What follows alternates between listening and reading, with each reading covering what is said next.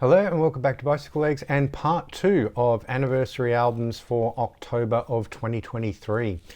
There were just so many anniversary albums this month, and in particular there were so many albums having a 50th anniversary that I decided to do 2 episodes and do one of them dedicated to albums that are just having a 50th anniversary in the month of October 2023.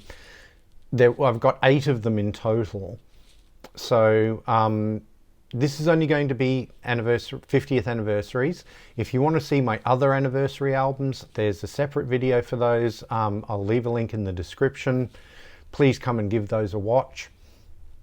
So let's get into our 50th anniversary albums, and the first one we're going to have a look at was originally released on the 5th of October 1973, and it is Berlin by Lou Reed. This is a difficult album. I really love it, but I have to be in the right mood for it, because if I'm not, this album is a real downer. So, if you're listening to this album, please do a little bit of self-care and make sure you're in a good place to be listening to an album that's as deep and dark as this album is, because it's really heart-wrenching stuff. You've got the title track, you've got The Beautiful Lady Day, Men of Good Fortune, you've got Caroline Says 1 and 2, How Do You Think It Feels, The Kids, The Bed and Sad Song. It's a wonderful album. It's a concept album, but it is definitely a dark album. So, just be prepared for that going into it. But if you can sort of get through that, this is an incredibly rewarding album, probably one of the best Lou Reed albums, if you can sort of handle the darkness of the subject matter. Something that's definitely not a dark album, I think, is the next album we're going to have a look at, which was originally released on the 5th of October 1973, and that is Goodbye Yellow Brick Road by Elton John. A double album. It's a huge album with lots and lots of music on it, and it's made all the more remarkable by the fact that he'd already released an album in 1973. This was his second album of that year. But it starts off with the incredible Funeral for a Friend and Love Lies Bleeding. Funeral for a Friend to me is Elton John's prog moment. Absolutely love it. You've got two of the most well-known singles of Elton John's entire career in Candle in the Wind and Benny and the Jets. Songs that couldn't be more different from each other too. You get a lot of variety of music on this double album.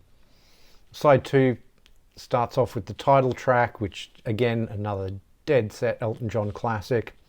You have the great This Song Has No Title, Grey Seal, Jamaica Jerk Off. I've seen that movie too. Then you get on to side 3.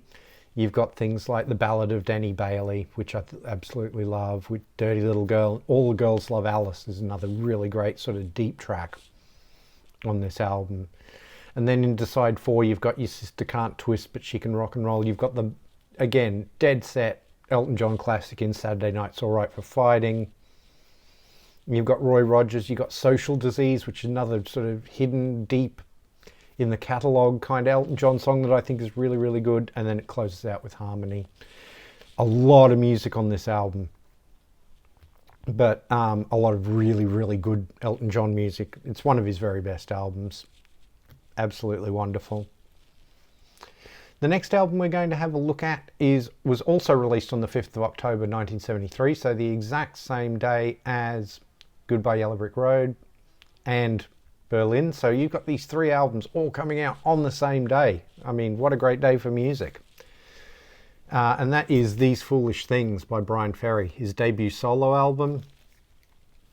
He'd already done a couple of Roxy Music albums by this point, but then he decides to go off and do this solo thing, where for the first few albums anyway, it was almost entirely covers. In fact, this album is entirely covers. On a couple of the next ones, he would do like a lone track that he wrote himself, and all the rest would be covers, but this one is all cover versions. It's got his sort of iconic version of Hard Rain's Gonna Fall. You've got Don't Ever Change is a great version. Baby I Don't Care, Piece of My Heart, It's My Party, You know, it's interesting to hear that song sung by a male singer, and he does a great version of it. Don't Worry Baby. Then he does a strange version of Sympathy for the Devil on side 2, which is really good. Tracks of My Tears, You Won't See Me, which is sort of a deep cut Beatles song. It's one that doesn't get a lot of attention, but I think it's a really good song, and he really does a great version of it. Loving You Is Sweeter Than Ever, and the title track, These Foolish Things. I mean, that's not all of the songs on this album. There's a lot of songs. It's a really good album. You get some of the Roxy Music guys helping out with Paul Thompson and Eddie Jobson. Phil Manzanera does a solo on one track, but a lot of it is other musicians that he works with. It's a really good album. It's different from Roxy Music, but it's definitely worth checking out, I think. The next album was originally released on the 15th of October 1973, and it's a live album, and that is Time Fades Away by Neil Young. This is an interesting live album because this is a live album of new material. It's not songs that had been on previous Neil Young albums. And this is the first album in what's known as Neil Young's Ditch trilogy, which was his sort of reaction to the massive commercial success that the album Harvest had had. He said you could either stay in the middle of the road or you could head for the ditch, and he headed for the ditch. This is a great album, but it's definitely not the sort of more easy listening countrified rock that Harvest is. You know, it's really good though. I mean, it's got the title track, it's got Journey Through the Past, Yonder Stands the Sinner. Great song. You've got LA, you've got Don't Be Denied, The Bridge, Last Dance. All recorded at different venues throughout the United States with a band called the Stray Gators, so he wasn't with the Crazy Horse for this one. It's a really good album. David Crosby and Graham Nash appear as backing vocalists on a few of the tracks. Yeah, I mean, it's a really good album, but it's not an easy listen, as indeed that applies to the whole of the Ditch trilogy. You know, you've got On the Beach and Tonight's the Night. They're all just absolutely brilliant, top tier Neil Young albums. But they're definitely darker albums than sort of the albums that he's really well known for, like Harvest or Comes a Time or even Rust Never Sleeps. The next album we're going to have a look at was originally released on the 19th of October 1973.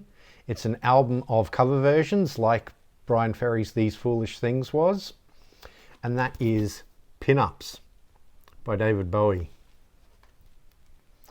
So this is Bowie's sort of last album in the full-on Ziggy Stardust persona. Although a bit of that's still hanging around for Diamond Dogs. He had officially sort of killed off Ziggy Stardust by the time Diamond Dogs came out. But this is a wonderful album, sort of 60s songs that Bowie had been really, really influenced by. And he does great versions of all of them. You know, you've got Rosalind, Here Comes the Night, I Wish You Would. He does a great version of Pink Floyd's See Emily Play.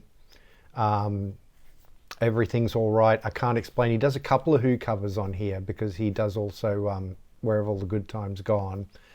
He does a great version of Friday on My Mind by one of my personal favourite Australian bands, the Easy Beats. Vanda and Young from the Easy Beats are on record as saying that that's their favourite version of Friday on My Mind is Bowie's version, so well worth checking out. The big hit on this album, especially here in Australia, I think it went to #1, is his cover version of Sorrow. Absolutely great song. You know, you got Shapes of Things, Anyway, Anywhere, Anyhow. It is the second Who cover, not Where Have All the Good Times Gone. I misspoke, forgive me. But yeah, just a really great album of cover versions. Sort of Bowie sort of putting a full stop to that Ziggy Stardust period and ready to move on to different things. So The next album we're going to have a look at was originally released also on the 19th of October 1973, so the same day as Pinups, and that is Hatrick by America. I really love America, the harmonies and all that sort of thing. They, you know, they really get to me. You know, this has got Muskrat Love on it. It's got She's Gonna Let You Down. It's got Submarine Ladies. It's Life. But you've also got the title track Hatrick, Willow Tree Lullaby, Molten Love, the song Goodbye. Lovely song. You know, maybe not as many big hits on this album, although Muskrat Love did quite well. But I think it's a great America album. I love their sound. My son, who's 21, he's really into America, which, you know, you wouldn't expect sort of Gen Zers to be getting into America, but I love the fact that he is. And yeah, it's a really good album, well worth checking out in my humble opinion.